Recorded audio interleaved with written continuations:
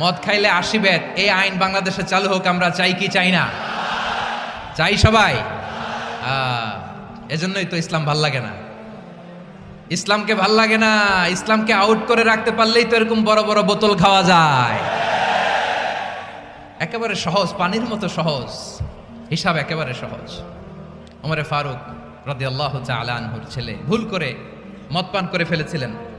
আব্দুর রহমান, ঘটনা ঘটেছে মিশরে। মিশরের গভর্নর তখন আমর ইবনুল আস রাদিয়াল্লাহু তাআলা আনহু। আব্দুর রহমানের ভাই যে গভর্নরকে বলল, গভর্নর যদি একটু দয়া করেন, খলিফার ছেলে আমার ভাই আব্দুর রহমান মদ্যপ অবস্থায় ধরা পড়েছে, জনসম্মুখে যদি আপনি বেত্রাঘাত করেন আমাদের প্রেস্টিজ থাকে না, যদি 80 বেত আপনি মারেন আমার কোনো কথা নাই, কিন্তু ঘরের ভেতরে মারেন। আব্দুর রহমানের ভাইয়ের সুপারিশ শুনে সাইয়েদনা আমর ইবনুল আস রাদিয়াল্লাহু তাআলা আনহু রাজি হয়ে গেলেন। ঘরের ভেতরে লোকচক্ষুর আড়ালে 80 বেত তিনি মানলেন।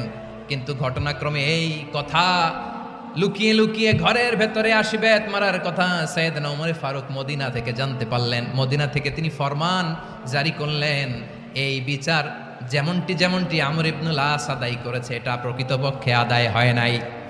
আসো সবাই মদিনায় আসো, আমর ইবনুল আস মদিনায় আসো, আব্দুর রহমানও আসো, সবাই আসো, জনসম্মুখে এই বিচার কার্যকর করতে হবে। সাইয়েদনা ওমর ফারুক মসজিদে নববীর পিলারের মধ্যে